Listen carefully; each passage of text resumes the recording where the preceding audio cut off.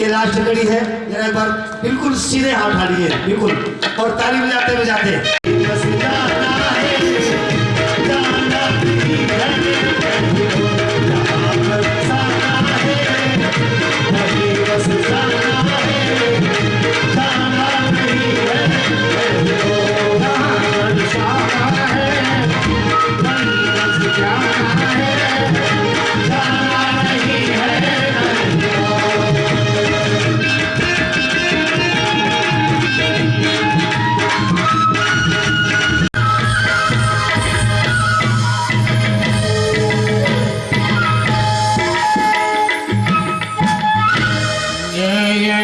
श्री राधे, जय श्री राधे, जय श्री राधे। हमारो धन राधा श्री राधा, श्री राधा हमारो धन राधा श्री राधा, श्री राधा परम धन राधा श्री राधा, श्री राधा।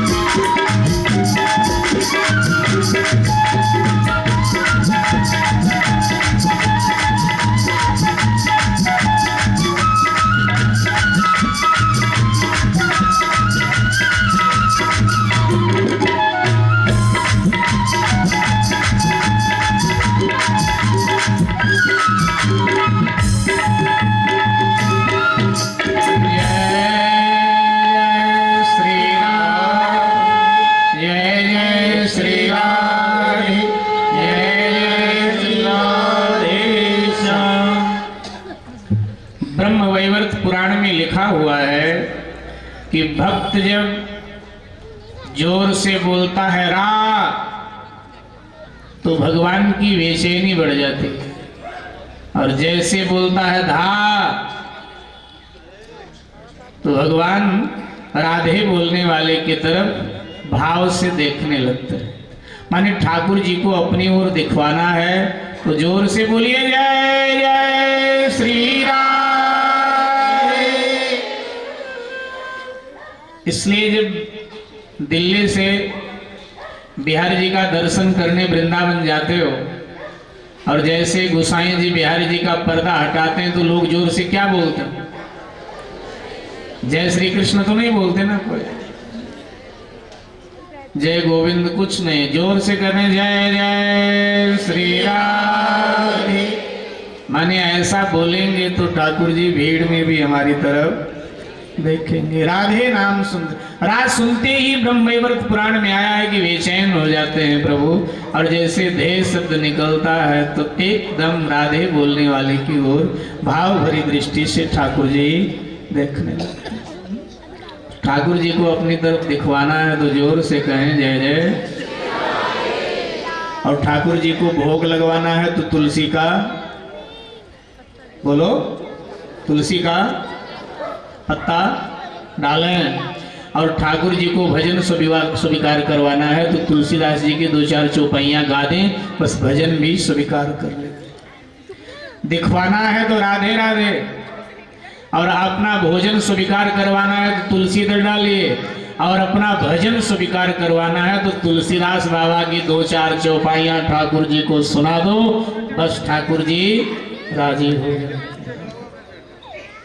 और हमारे देश में तुलसीदास जी की 2-4-10 चौपाइयाँ सबको आती, उत्तर भारत से दक्षिण भारत तक चले जाओ सब गा लेते तुलसीदास जी की चौपाई। तो मेरे भाई बहन आइए, अष्टम गर्भ के रूप में स्वयं भगवान देवकी माँ के उदरस्थ हो गए, उनके उदर में आ गए। कई कहते हैं कि भगवान गर्भ में नहीं आता, और कई कहते हैं भगवान गर्भ में आता। तो सुखदेव जी को लगा कि मैं भगवान से पहले पूछ लूं, तो सुखदेव जी ने भगवान से पूछा कि ये बताओ महाराज, कुछ लोग कहते हैं आप गर्भ में नहीं आते, और कुछ लोग कहते हैं गर्भ में आते हो, हम तो कथा कहना है भागवत की, तो बताओ क्या बताओ है सबको। तो भगवान ने कहा देखो, जो लोग कहते हैं कि मैं गर्भ में नहीं आता हूँ, वो लोग ये भी तो कहते हैं कि भगवान सब जगह है, और जब मैं सब जगह हूँ तो मैं गर्भ में भी रह सकता हूँ, मैं प्रकट भी होता हूँ और मैं जन्म भी लेता हूँ। वो मेरे ऊपर है कि मैं प्रकट होता हूँ कि जन्म लेता हूँ। मैं सर्व समर्थ हूँ, सब कर सकता हूँ, सब जगह रहता हूँ। ईश्वरः सर्वभूतानां हृदयेषु अर्जुन तिष्ठति। सभी जगह पर मैं हूँ, ऐसी कोई जगह नहीं जहां मैं नहीं। तो मैं अपनी इच्छा से गर्भ में भी रह लेता हूं। तो इसलिए कहा भगवान गर्भ में आए।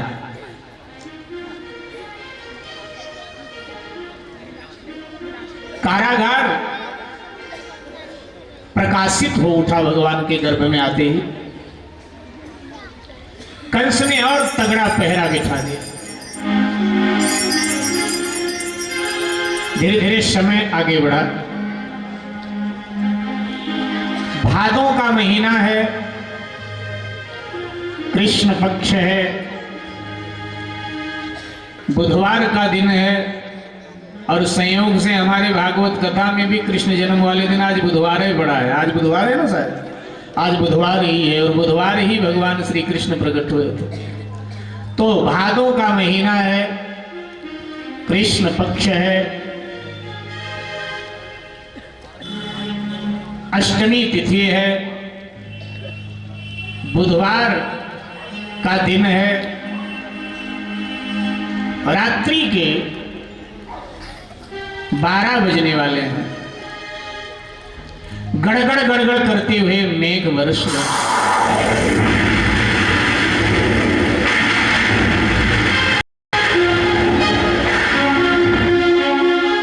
मूसलाधार वर्षा हो रही है।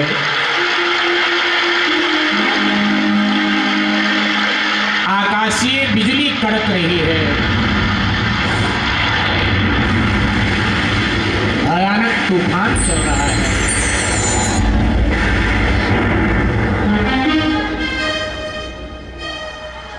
वसुदेव और देवकी कारागार में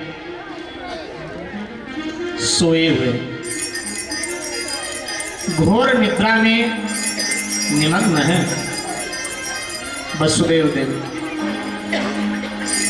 पहरेदार सब जाग कर पहरा दे रहे हैं।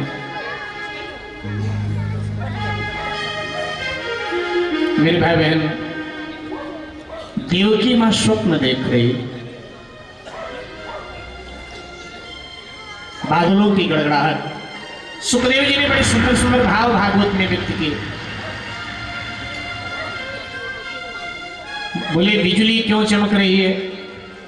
सुखदेव जी कहते हैं कंस के अनाचार रूपी अंधकार की रात जाने वाली कि आकाशीय बिजली चमक करके बता रहे। ये सारे भाव सुखदेव जी के हैं भागवत। बादल गरज रहे हैं, हाँ, बादलों का नाम भी घनश्याम है और कृष्ण का भी एक नाम घनश्याम है। घनश्याम के आगमन पर घनश्याम गरज कर ये बता रहे हैं कि अब कंस के अधर्म का ढंका बंद होगा, अब भगवान के धर्म का डंका बजेगा। और पहला डंका मानो ये बादल गरज गरज करके बजा। देवकी वसुदेव सोए हैं। देवकी मां स्वप्न देख रही है कि एक महातेज से पृथ्वी और आकाश भर गया और उस महातेज के प्रकाश में सूर्य चंद्र का तेज छुप गया। अब देख रही है कि खून के समुद्र में, खून के सागर में सारी सृष्टि धंसी जा रही है। फिर देखा विश्व युद्ध हो रहा है और देखते देखते विश्व के राजे महाराजे सब काल कवलित हो गए, समाप्त हो गए। लाशों की ढेर, उनकी विधवा पत्नियां उनके लाशों पर करुण क्रंदन कर रही हैं।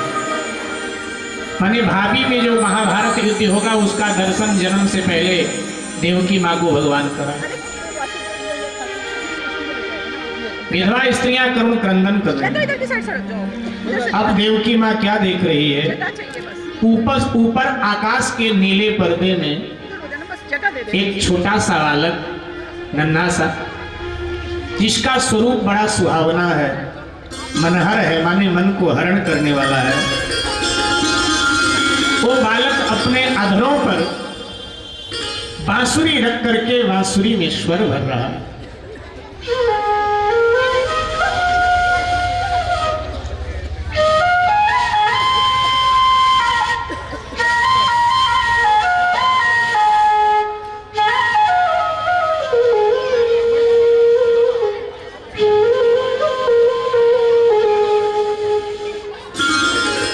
ये ध्वनि मां के कान में पड़ी।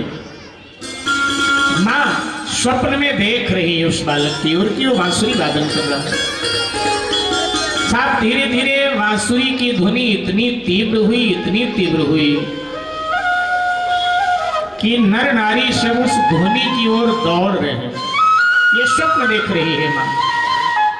अनगिनत स्त्रियां, अनगिनत पुरुष उधर दौड़े जा रहे हैं।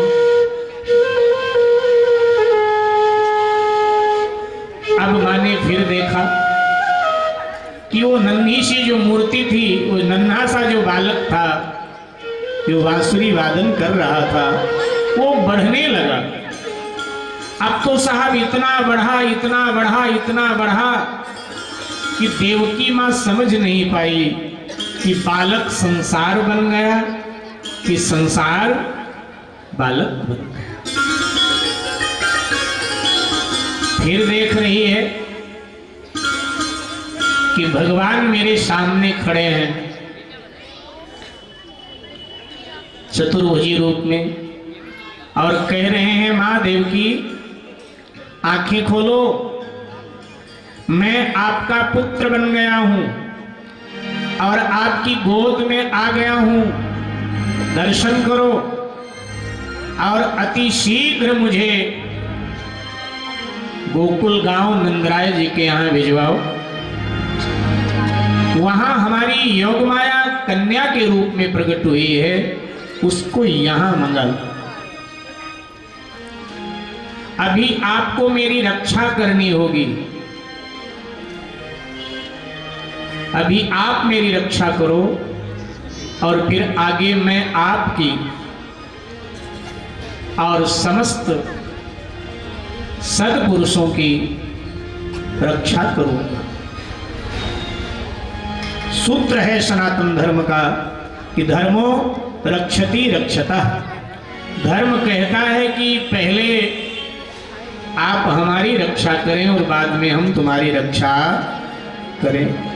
जो धर्म की रक्षा करता है साहब, धर्म उसकी भी रक्षा करता है।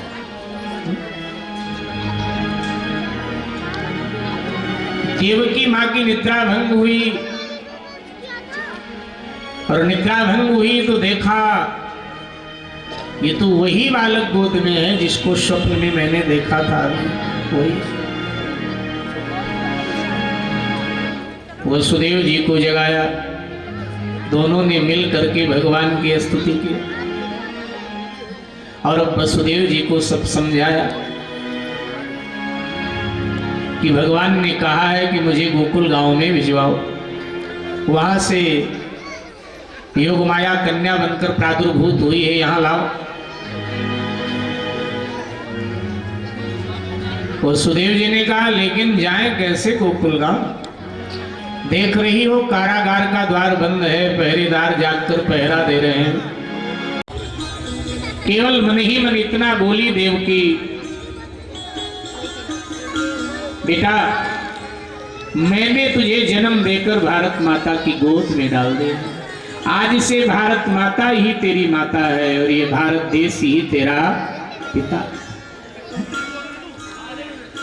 एक मजदूर भी के यहाँ भी बच्चे का जन्म होता है तो कर्ज लेकर खुशियां मनाता है, आप कल्पना करें।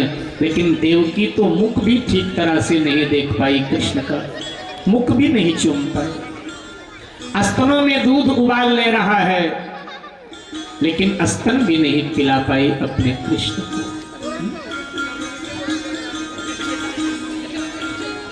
रो भी नहीं सकी, मैं रोऊं और मेरे रोने की ध्वनि हो, पहरेदार जग जाए तो और आफत। भाई मेरे भाई बहन, वसुदेव जी बढ़े गोकुल की ओर। आकाशीय बिजली चमकती है तो रास्ता दिख जाता है। शेष जी छत्र के रूप में फन फैला कर चल रहे हैं, लाला को ठंड न लग जाए।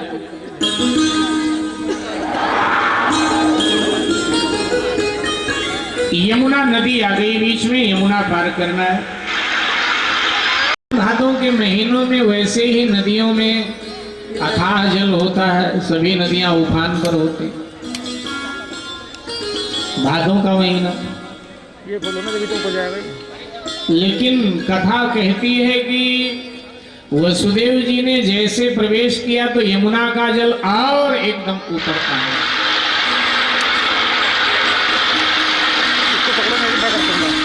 यमुना जी भगवान का चरण स्पर्श पाना चाहती,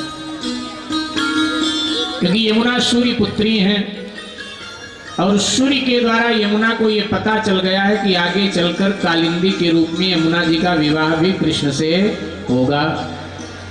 तो यमुना जी को लगा कि अगर आज मैंने इनके चरण छुए नहीं और कल जब मेरा इनका विवाह होगा इनका चरण छूंगी तो हमको ताना मारेंगे, कि जन्म के समय तेरे घर से होके गया था तब तूने मुझे आदर नहीं दिया था। कोलाहल मत कीजिएगा। दूसरा भाव, ये सभी भाव सुखदेव जी ने व्यक्त किए हैं। गीता प्रेस गोरखपुर की जो भागवत की टीका है उसमें नीचे सभी भाव लिखे हैं, आप स्वयं भी पढ़ सकते हैं। दूसरा भाव, सुखदेव जी कहते हैं कि भगवान के 24 अवतार हुए, लेकिन उनमें से नदियों को भगवान के 2 अवतारों से बड़ा लाभ हुआ, बड़ी खुशी, बड़ा आनंद मिला। कौन से 2 अवतारों से? तो सुखदेव जी ने बताया कि एक तो भगवान के रामावतार से, दूसरे कृष्णावतार से। रामावतार से क्या लाभ हुआ?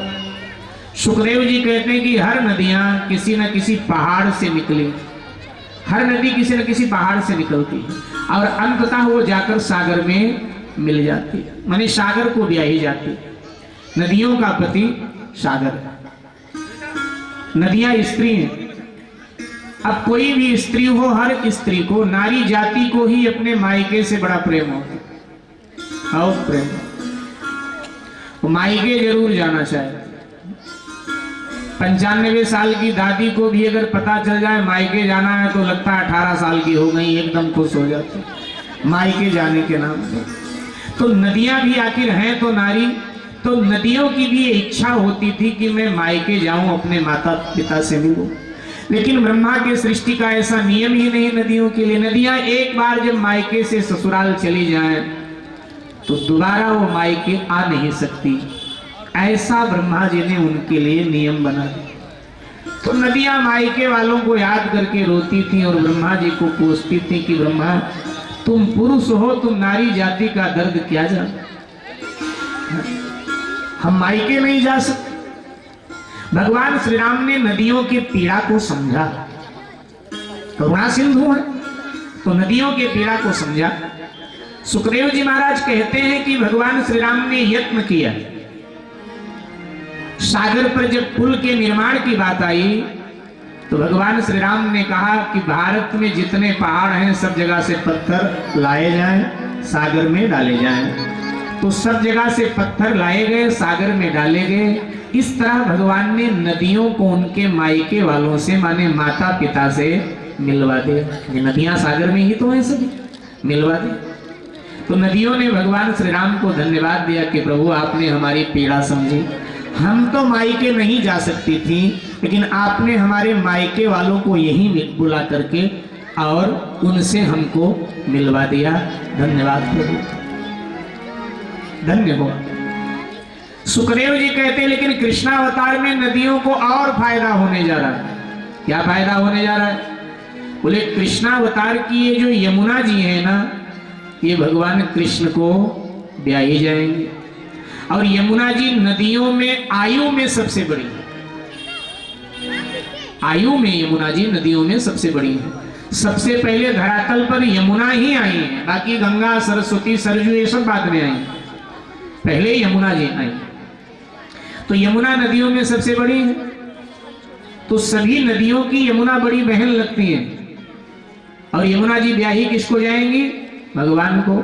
तो नदियां कहती हैं हमारी बड़ी बहन भगवान को ब्याही जाएंगी, तो भगवान हमारे जीजा लगेंगे और हम सब भगवान की छोटी साली लगेंगी। और साली और जीजा का बड़ा मधुर रिश्ता होता है, तो अब तो हम भगवान से हंस भी सकती हैं और भगवान से मीठा मीठा मजाक भी कर सकती हैं, क्योंकि हमारा इनका रिश्ता मधुर हो गया, जीजा साली का हो गया। अब यमुना जी ने सभी नदियों को न्योता दिया था कि तुम्हारे होने वाले जीजा जी आज यहीं से निकलेंगे, मिलना होगा तो आ जाना। तो सभी नदियां यमुना में आ गई थी, और जब सभी नदियां यमुना में आ गई तो यमुना का जलस्तर तो बढ़ेगा। मेरे भाई बहन, वसुदेव जी को भय हुआ, और जैसे वसुदेव जी को भय हुआ कि कहीं मैं डूबूं, बालक डूबे, तो भगवान तो भय हरता है। भगवान ने उसी समय अपना चरण बढ़ा दिया, वसुदेव जी नहीं समझ पाए, अपना चरण भगवान ने बढ़ा दिया, और यमुना जल ने जैसे भगवान का चरण स्पर्श किया तो एकदम यमुना घट गई, कमर भर हो गई। वसुदेव जी ने यमुना पार किया, गोकुल गांव में पधारे।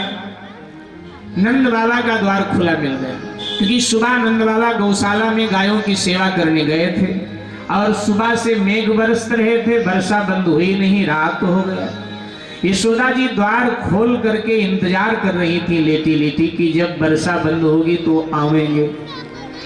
वर्षा बंद हुई नहीं, बाबा आए नहीं, और मैया इंतजार करती करती सो गई। द्वार उसने बंद करना वो भूल गई। वसुदेव जी ने देखा द्वार खुला है, बोले धन्य हो प्रभु, जब आपको कोई लीला करनी होती है तो व्यवस्था भी वैसी बना देते हो। हम तो चिंतित थे कि क्या करूंगा, दीवाल कूदूंगा, कैसे जाऊंगा, क्या करूंगा नंदराज जी के घर में, लेकिन यहाँ तो पूरी व्यवस्था।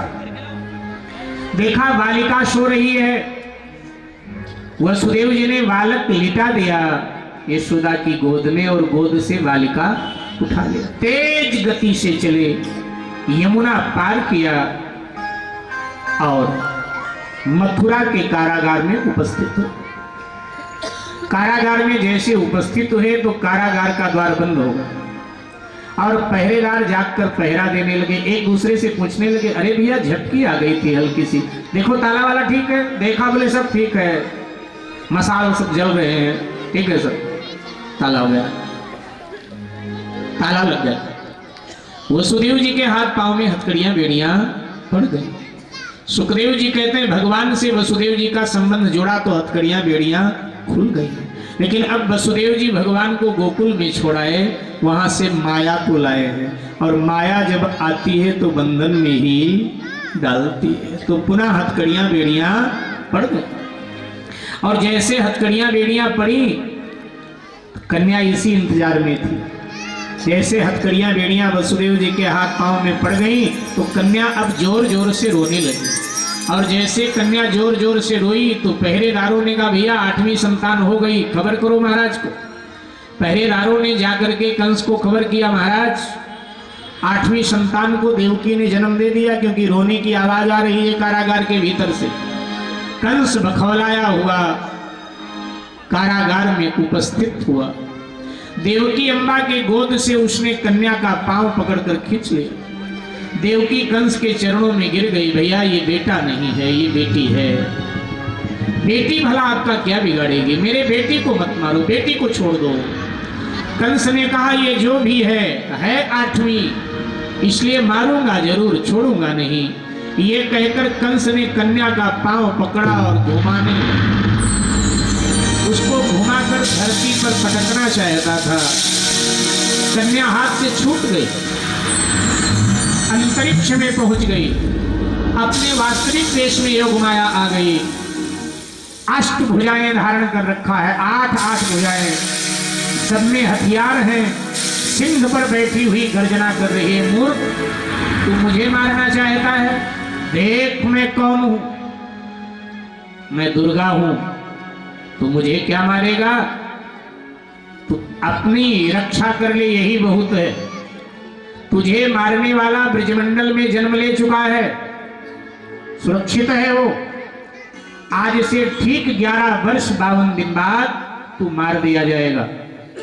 ये कह करके जगदम्बा विंध्याचल क्षेत्र में जाकर के उतरी और विंध्यवासिनी देवी के नाम से जगत में उसकी ख्याति हुई। आज भी विंध्याचल में कृष्ण अनुजा के रूप में, माने कृष्ण की छोटी बहन के रूप में भगवती विंध्यवासिनी विराजमान है। एक बार जय जयकार करें, ले मैया विंध्यवासिनी मैया की जय। जिन्होंने विंध्याचल की यात्रा किया होगा उन्होंने विंध्यवासिनी माँ का दर्शन किया होगा, तो जाकर वहां पधार गई और विंध्यवासिनी के नाम से जगत में उनकी ख्याति। कंस हाथ मलता रह गया, वसुदेव देवकी से कहने लगा मैंने तुम्हारे सभी संतानों को मार दिया, लेकिन फिर भी देवताओं का षड्यंत्र समझ में नहीं आ रहा है, मेरा शत्रु मेरे हाथ नहीं आया, चला गया राजमहल। तो आओ अब हम लोग भी कंस के नगरी मथुरा से निकलें, क्योंकि मथुरा में तो उत्सव संभव है नहीं। कंस आएगा तो गड़बड़ करेगा। कंस लोग भगवान के उत्सव में गड़बड़ जरूर करते हैं। कंस आज भी है, ये थोड़ा है तभी कंस था, तब तो एक ही कंस था, आजकल बहुत कंस है, हर मोहल्ले में एक आध कंस तो मिल जाता है। तो आइए अब चलते हैं हम सब गोकुल। मथुरा में रहा क्या, भगवान तो गोकुल पहुंच गए। अष्टमी की रात बीत गई, प्रातः काल हो गया, नवमी तिथि का शुभारंभ, वर्षा बंद हो गई। गौशाला में ही नंद बाबा भी हैं, सेवा कर रहे हैं गायों की। यशोदा जी सोई है, भगवान भी सोए हैं। मानो कह दिया कि माँ मैं भी रात भर जाग कर आया हूं, तू भी सोई रहा, मैं भी सोए रहा। जागेगी तो फिर उत्सव प्रारंभ हो जाए, सोए। उन दिनों यशोदा जी की ननद आई हुई थी। ननद जानते हैं आप सब किसको बोला जाता? हाँ हाँ, भाई के बहन को, भाई के बहन को ननद बोलते हैं यहाँ क्या? हाँ, अच्छा अच्छा, ठीक है ठीक। तो ननद माने जिसके आने से भाभी का आनंद खत्म हो उसको कहते हैं नानद। ननद आवे तो भाभी का आनंद खत्म हो जाए। जैसे देखती है तो थोड़ा माथे में सिकुड़न आ जाती है कि आ गई, अब जाएगी तो देना लेना पड़ेगा। देखो भारतीय दर्शन तो कहता है कि भाई ननद आवे और जब जावे तो कुछ देना लेना भाभी करे, कुछ जरूर दे। भारतीय दर्शन हमारा है, देना लेना चाहिए और देते लेते हैं लोग, ऐसी बात नहीं। लेकिन कई बार नंदे आती हैं ना तो थोड़ा गड़बड़ भी करती हैं। देखो यहाँ की नंद भाभियों को मैं नहीं कह रहा हूँ, यहाँ सब नंदे भी अच्छी, भाभियाँ भी अच्छी। हमारे देहातों में गड़बड़ होता है। अब देखो 12 तारीख तक तो हम अच्छा ही आपको बताएंगे ना, क्योंकि जरूरत भी तो है हमारी आपको। हम बुरा बताएं आप कथा में आना बंद कर दें फिर, इसलिए जो कुछ कहना है 12 को कह के जाएंगे, उसके पहले हम अच्छे बताएंगे आप लोगों को। वैसे आप सब अच्छे हैं, ऐसी बात नहीं, ठीक है।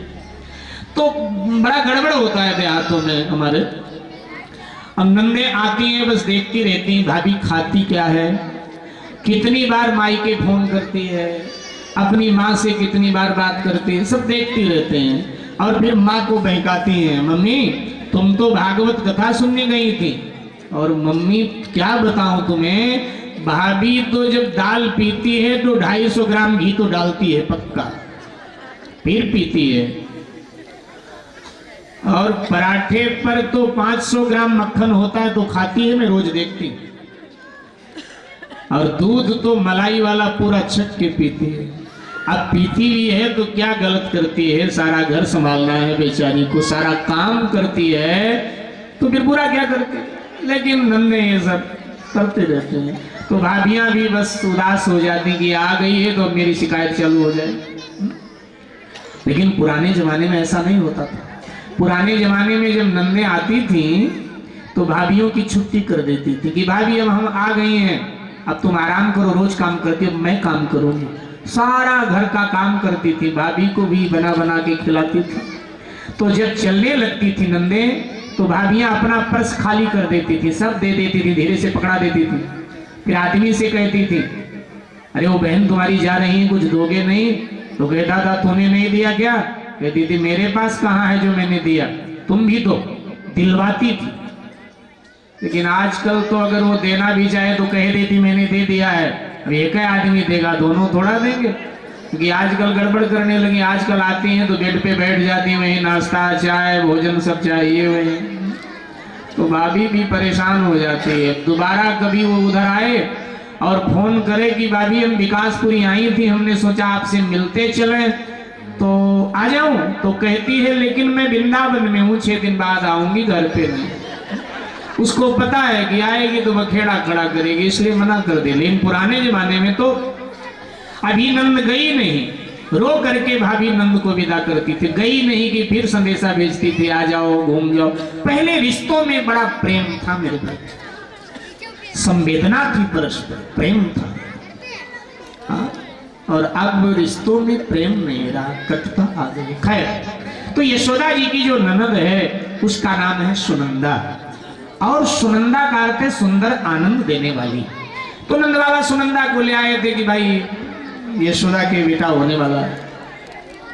तो सुनंदा ने कह दिया था यशोदा जी को, भाभी तुम देर तक सोई रहा करो, घर का कामकाज मैं सब कर लूं, आराम से उठा करो। तो सुनंदा ने रोज की भांति घर का कामकाज पूरा कर लिया और घर का कामकाज पूरा करके स्नान किया, सूर्य को जल दिया, शिव बाबा को जल चढ़ाई और फिर बोली आज तो हद हो गई भाभी, अब तक नहीं उठी, अब तक तो उठ जाती थी, जरा देखूं तो। और आई, जब चादर उठाया हटाया तो क्या देखा, यशोदा जी की गोद में बालक। जैसे अब संसारी बच्चा कितना सुंदर होता है, ये तो साक्षात भगवान बालक बन के लेटे। तो जैसे देखा तो अपने आप को भूल गए, आनंद में डूब गए। बड़ी देर तक तो ठगी की खड़ी रह गई, ठगी सी देखती रही। और अब जब शरीर की अवस्था का ज्ञान हुआ सुनंदा को, तो अपने आप से कहने लगी। माताओं बहनों की नजर बड़ी पैनी होती, पुरुषों की नजर इतनी पैनी नहीं होती। किसी के घर में बच्चे का जन्म हो और हम किसी पुरुष से पूछे कि भैया कैसा है बेटा आपका, वो कहता है महाराज जब बड़ा होगा तब चेहरा आएगा खुल करके, अभी कुछ नहीं पता चलता किस पे गया है। पुरुष लोग नहीं बता पाते, लेकिन माताएं बहनें अंदर गई हो, बाहर आई हो और बच्चा अभी पैदा हुआ हो और उनसे कोई पूछे किस पर गया है, तो बस पूरी भविष्यवाणी पूरा चालू हो जाती है, पूरा। चंदा भी अपने आप से कहने लगी हाय हाय, अरे इसका नाक तो बिल्कुल भैया पर है और होंठ भी भैया जैसे, माथा और गाल इसका भाभी पे गया है। अपने आप में बोलने लगी और अब पकड़कर हाथ यशोदा जी का हिलाया, अरे भाभी तूने लाला जना नैक तो को होश नहीं, तो इतनी फूहड़ है, माने लापरवाह है, ब्रज की भाषा में फूहड़ बोलते हैं, लापरवाह है एकदम। यशोदा जी आंख मलती हुई उठ के बैठ गई, बोली पहले ये तो देख ले लाला है कि लाली, ऐसे चिल्ला रही। बोले देख लिया, ब्रज में बच्चों को लाला बोलते हैं, देख लिया लाला है लाला, अब करना क्या है, आपके कुल की रीति क्या है। यशोदा जी ने कहा भागी जा अपने भैया को खबर कर और फिर पूरे गांव में खबर कर कि लाला भय हुए भाभी के, क्योंकि गांव के लोगों ने मनौती मानी हुई थी। सुनंदा नंगे पांव दौड़ी, बेचारी इतनी खुश हुई। अब किसी बहन के भाई के लाला हो तो हर बहन को बड़ी खुशी होती है, और एक लंबी आयु में हो फिर तो और खुशी होती है। तो एक लंबी आयु में उसके भाई के यहाँ लाला हुआ है, तो सुनंदा नंगे पांव दौड़ी, चिल्लाती हुई दौड़ी, लाला भयो लाला भयो लाला भयो। अब गांव के लोग मिलते हैं, पूछते हैं बहन किसके लाला हुआ ये तो बता, तो ये बताने ही भूल गई कि भाभी के लाला भयो। चिल्लाती हुई जा रही लाला भयो लाला भयो लाला भयो लाला भयो। तो नंद बाबा के पास पहुंच गई।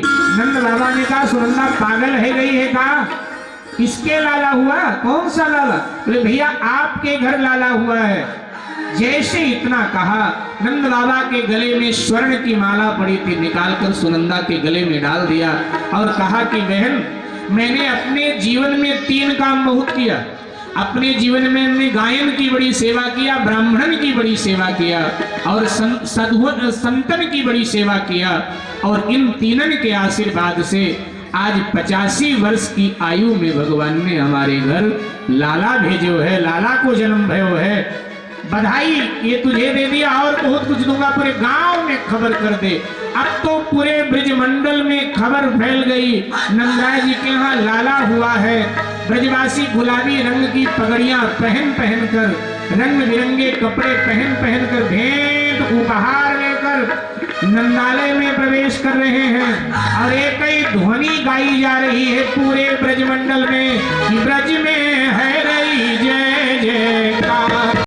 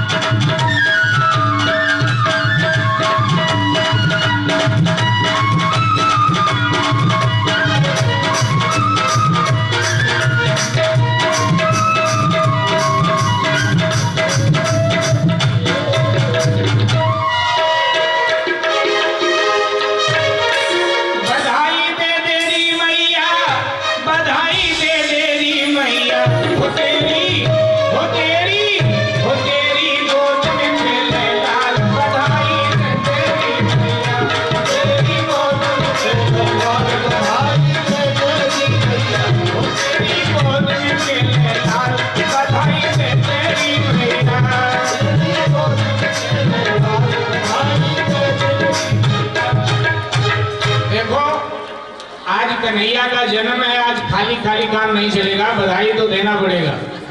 इसलिए बटुआ खोल लो। बैठ जाइए, बैठ जाइए, बैठ जाइए। खामखा में सभी माताएं पहले बैठ जाए आराम से, सभी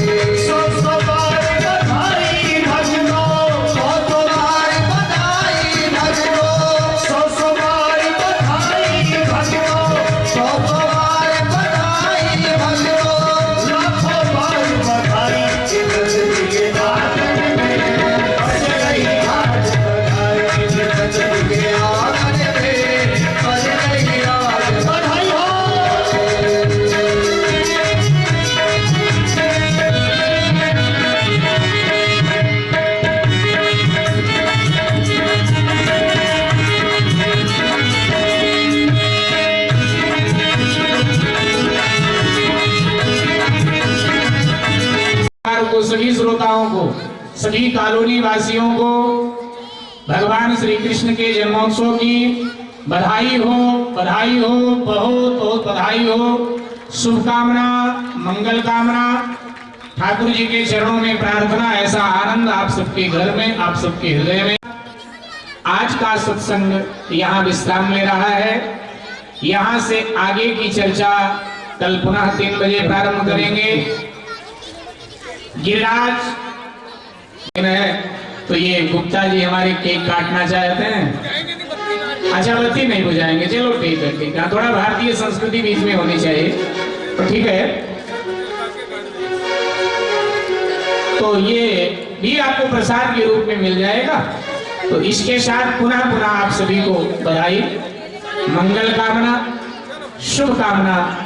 इसी के साथ पवन तनय संकट हरण मंगल मूर्ति राम लखन सीता सहित हृदय बसो सुरभूप। श्री हनुमान जी महाराज की जय। जय श्री राधे, जय जय श्री राधे, जय जय श्री राधे। बोलिए वृंदावन बिहारी लाल की जय। एक बार सभी से प्रार्थना की सभी